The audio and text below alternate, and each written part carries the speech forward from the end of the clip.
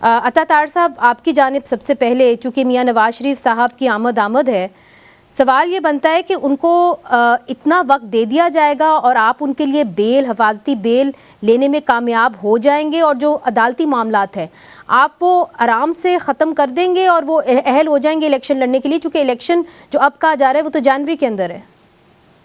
بہت شکریہ منیزہ صاحبہ. دیکھیے، پہلی بات یہ ہے کہ میاں نواز شریف کے خلاف جس کیس ہے اور ان تمام کیسز کی جب اپیل اسلام آباد ہائی کورٹ میں لگیں، جس کے اندر 2 مین کیسز ہیں، ایک ایون فیلڈ کا کیس ہے، کل عزیزیہ کا کیس ہے. ایون فیلڈ کے کیس کے اندر مریم نواز شریف صاحبہ ایک کو اکیوز تھیں، اور ان کا جب اپیل فکس ہوئی تو کہا گیا کہ ان پہ ایڈنگ اینڈ ابیٹنگ کا الزام ہے، کہ انہوں نے اپنے والد کو ایڈ اور ابیٹ کیا ہے ان کمیشن آف این افینس. تو ججز نے یہ کہا کہ ہمیں یہ دیکھنا ہوگا کہ کیا کوئی کرائم کمٹ ہوا تھا جس میں انہوں نے ایڈ اور ابیٹ کیا، یا کرائم ہی کمٹ نہیں ہوا. تو وہ اس نتیجے پر پہنچے کہ کرائم کمٹ نہیں ہوا، اور وہ ایڈنگ اینڈ ابیٹنگ کا سوال ہی پیدا نہیں ہوتا. تو ایک وہ ہمارے پاس ایک ویلڈلی ایک لیگل آرڈر موجود ہے. العزیزیہ کے اندر آلریڈی ان کی سینٹنس سسپینڈڈ ہے، اور ریزریکشن آف اپیل کے حوالے سے کہ ان کی جو دونوں اپیلز ہیں وہ ان کی آمد کے بعد وہ دوبارہ سے ٹیک اپ ہو جائیں گی. دونوں آرڈرز کے اندر یہ بات درج تھی. تو ہمیں اپیلز کے حوالے سے لیگل وے فارورڈ میں کوئی ابہام نہیں ہے، کوئی شک نہیں ہے. مگر کیا میاں نواز شریف صاحب جب آئیں گے تو پہلے تو آپ یہ کہتے رہے کہ وہ عدالت کے سامنے جا کے سرنڈر کر دیں گے، مگر اب تو یہ کہا جا رہا ہے کہ وہ جلسے میں جائیں گے، جلسے کے بعد وہ گھر جائیں گے. تو آپ کی اسٹریٹجی کیا ہے؟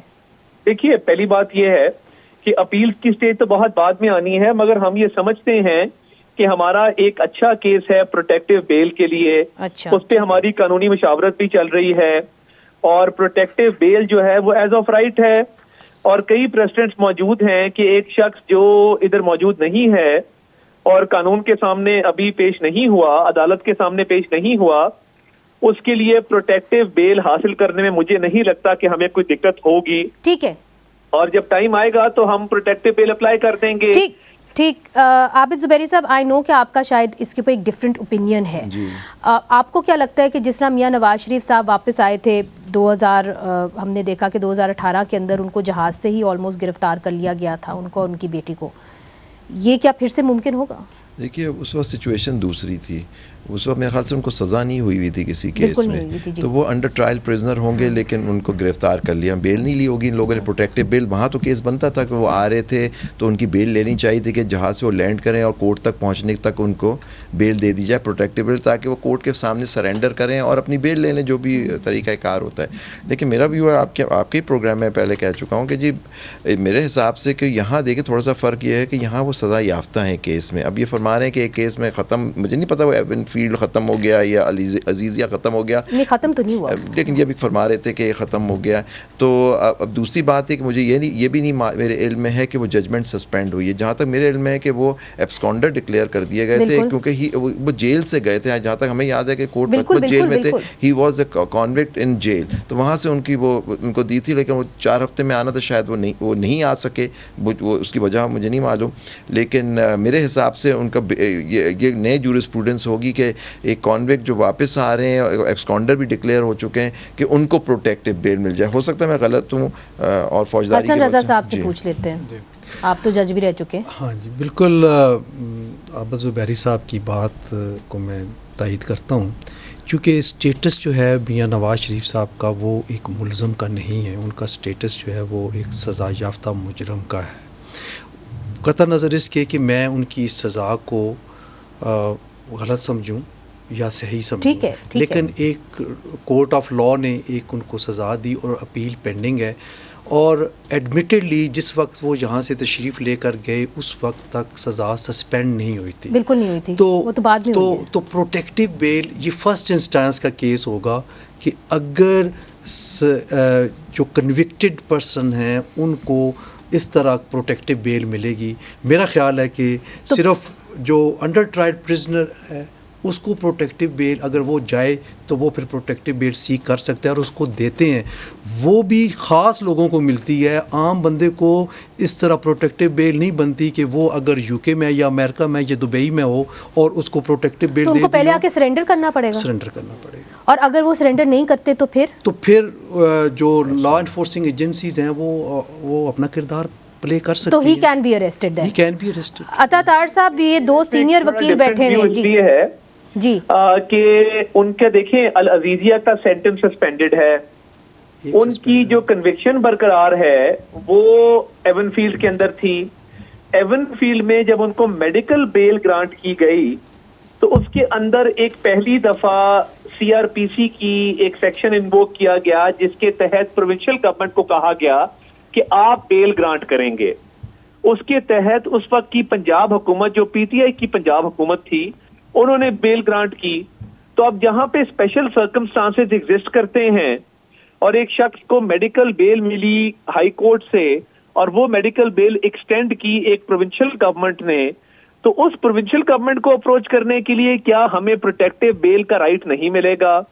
اور کیا ایک بیل جو ہماری کینسل ہوئی اور ایک پروونشل گورنمنٹ نے کی جو ایک ہاسٹائل ہماری پولیٹیکل پارٹی کی طرف سے تھی, ایک ہماری مخالف پولیٹیکل پارٹی کی طرف سے تھی, تو یہ اسپیشل سرکمسٹانسز ایگزسٹ کرتے ہیں. اور دیکھیے اس میں سکم یہ ہے کہ ان کو پی او ڈکلیئر کرنے کا یا پروکلیمڈ افینڈر یا اشتہاری ڈکلیئر کرنے کا پروسیس نہ شروع کیا گیا نہ مکمل کیا گیا. تو اگر ان کی کنوکشن ایون فیلڈ والی برقرار بھی ہے, اس کی ایک بیل جو ہے وہ کینسل ہو چکی, اور اس بیل کی ریوائول کے لیے اگر ہم نے کمپیٹنٹ گورنمنٹ کو یا کمپیٹنٹ فورم کو اپروچ کرنا ہے تو وہ ہم کیسے کریں گے اور اس کا کیا طریقہ کار ہوگا؟ اس لیے میں سمجھتا ہوں وہ تو طاہر صاحب وہ تو ایک ٹیکنیکل ڈیبیٹ ہے, مگر آپ نے دو سینئر وکلا ہیں, ان کی رائے آپ نے سن لی. Now there is a possibility کہ جب میاں نواز شریف صاحب واپس آئیں تو ان کو اریسٹ کیا جا سکتا ہے. یہ تو انٹرپریٹیشن کا معاملہ ہے نا. تو اس سلسلے میں پاکستان مسلم لیگ نون کی جو اسٹریٹجی ہے وہ کیا ہوگی؟ کیا آپ اس کے اوپر سوچ وچار بھی کر رہے ہیں کہ یہ ایک پاسبلٹی ہے بھی؟ دیکھیے میں یہ سمجھتا ہوں کہ ایک تو یہ پوائنٹ ہے کہ جہاں پہ ایک میں نے ٹیکنیکل نقطہ آپ کے سامنے رکھا اسپیشل سرکمسٹانسز کا. دوسری بات یہ ہے کہ اٹ از ویری کلیئر کہ اگر کنوکشن بھی برقرار ہے اور وہ شخص قانون کے سامنے موجود نہیں ہے, اس کو کورٹ سمپیتھیٹکلی ویو کرتے ہیں. And I think this fact coupled with the fact کہ یہ پنجاب گورنمنٹ کی جو بیل ہے اس کو اپروچ کرنے کے لیے ہمیں پروٹیکشن چاہیے ہوگی. تو یہ میں نہیں سمجھتا کوئی ایسی انہونی ہے یا کوئی پہلی دفعہ ہونے جا رہا ہے. ایسی نظیریں موجود ہیں جہاں پہ کسی نے قانون کے سامنے آنا چاہا تو وہاں سمپیتھیٹکلی اس کو ویو کیا گیا. چلے اس کے اوپر میرا خیال ہے عابد زبیری صاحب بھی کچھ کہنا چاہ رہے ہیں. میں خود گائیڈنس لے رہا تھا, اپنے سینئر فوجداری کے ایکسپرٹ جج بھی رہے, میں پوچھ رہا تھا کہ اب گورنمنٹ کے پاس بھی کوئی بیل دینے کا اختیار ہوتا ہے یا عدالت کے پاس؟ عدالت کے پاس ہی ہوتا ہے نا پاشا صاحب, عدالت کے پاس ہوتا ہے. اور اس کیس میں طارق صاحب ٹھیک فرما رہے ہیں, اسپیشل سرکمسٹانسز تھے. آپ کو یاد ہوگا کہ ان کو لاہور بھیجا گیا, لاہور میں ان کا اسپیشل بورڈ بیٹھا, میڈیکل ہوا, اور پھر ان کو جو ایگزیکیوٹ کیا گیا جو بانڈ جس پہ بڑا بات ہو رہی ہے کہ میاں شہباز شریف صاحب نے بانڈ دیا تھا کہ میں رسپانسبل ہوں یہ اتنے, تو وہ انہوں نے گورنمنٹ آف پنجاب کو دیا تھا. تو یہ ایک لحاظ سے طارق صاحب یہ بات ٹھیک کر رہے ہیں کہ اسپیشل سرکمسٹانسز میں کورٹ کے کہنے پہ پنجاب گورنمنٹ نے یہ کر دیا تھا. آپ کو یاد ہوگا کہ یاسمین راشد جو کہ پروونشل منسٹر ہیں, انہوں نے میڈیا پہ آ کے یہ بات کی تھی. لیکن قانونی طور پہ جو بات ہے وہ پہلی جو بات ہم نے کی ہے وہ اپنی جگہ پہ ایک حقیقت ہے جس کو نظر انداز نہیں کیا جا سکتا. اچھا ابھی بھی ابہام ہے, مگر